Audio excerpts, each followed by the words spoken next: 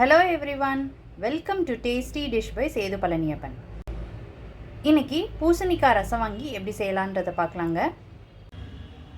ரசவாங்கி செய்கிறதுக்கு ஒரு மசாலா பவுடர் அரைச்சிக்க போகிறோம். இதுக்கு ஒரு கடாயில் 1 ஸ்பூன் எண்ணெய் விட்டுக்கிறேன். எண்ணெய் சூடானதுக்கப்புறம் இதில் 2 டேபிள் ஸ்பூன் மல்லி சேர்த்துக்கிறேன். 1 டேபிள் ஸ்பூன் கடலைப்பருப்பு, காய்ந்த மிளகாய் 8லேருந்து 10 உங்கள் விருப்பத்துக்கு ஏற்ற மாதிரி சேர்த்துக்கோங்க.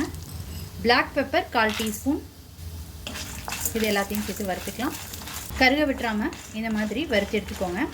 இது ஓரளவுக்கு நல்லா வறுபட்டுருச்சுங்க. இதில் ஒரு கொத்து கருவேப்பிலை சேர்த்துக்கிறேன். இதில் தேங்காய் சேர்த்துக்கிறேங்க. 3லேருந்து 4 டேபிள் ஸ்பூன் தேங்காய் சேர்த்ததுக்கப்புறம் ரொம்ப நேரம் வதக்க வேணாங்க. ஒரு 2 தடவை கிண்டிட்டு இதை ஒரு பிளேட்டில் கொட்டி ஆற வச்சுக்கலாம். வறுத்ததெல்லாம் நல்லா ஆறுனதுக்கப்புறம் ஜாரில் சேர்த்துக்கிட்டு இருக்கேங்க. இப்போ அரைச்சிக்கலாம். இந்த மாதிரி ஃபஸ்ட்டு பவுட்ரு பண்ணி எடுத்துக்கிட்டு இருக்கேங்க. இப்போ தண்ணி சேர்த்துக்கலாம். தண்ணி சேர்த்துட்டு அரைச்சிக்கலாங்க. ரொம்ப ஃபைன் பேஸ்ட்டாக இல்லாமல் இந்த மாதிரி கொரப்பாக அரைச்சி எடுத்து வச்சுக்கோங்க. இது ஒரு பக்கம் இருக்கட்டும். பூசணிக்காய் ரசவாங்கி செய்கிறதுக்கு ஒரு குக்கரில் 1/2 கப் துவரம்பருப்பு ஊற வச்சுருந்தேன், அதை சேர்த்துக்கிறேன். 1/4 கப்பு நிலக்கடலை ஊற வச்சுருந்ததை சேர்த்துக்கிறேன். இதோட கட் பண்ணி வச்சுருக்கிற பூசணிக்காவை சேர்த்துக்கிறேன்.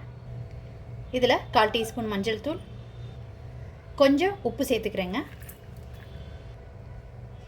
இப்போ தண்ணி சேர்த்துக்கிறேன். குக்கரை மூடி 4லேருந்து 5 விசிலுக்கு வேக வச்சு எடுத்துக்கலாம்.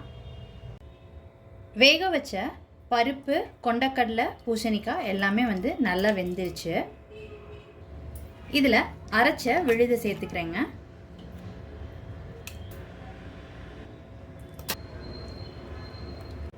எல்லாம் ஒன்று சேர்த்து கலந்து விட்டுக்கிட்ட பிறகு இதில் புளி தண்ணி சேர்த்துக்கிறேங்க.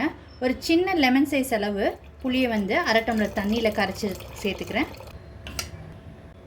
பூசணிக்காய், பருப்பு இதெல்லாம் வேக வைக்கும்போது கொஞ்சமாக உப்பு சேர்த்துக்கிட்டு இருந்தேங்க. இப்போ இந்த டிஷ்ஷுக்கு தேவையான அளவு உப்பு சேர்த்துக்கிறேன். இப்போ தேவையான அளவு உப்பு சேர்த்துக்கிட்டாச்சு.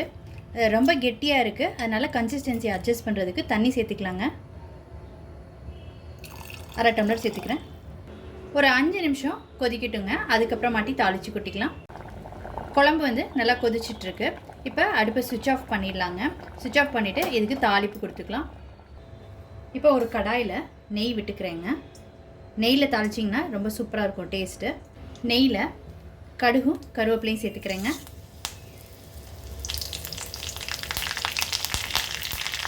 பெருங்காயத்தூள் சேர்த்துக்கிறேன். இப்போ தாளிச்சதை சேர்த்துக்கிறேங்க. இதெல்லாம் ஒன்று சேர்த்து கலந்து விட்டுக்கலாம்.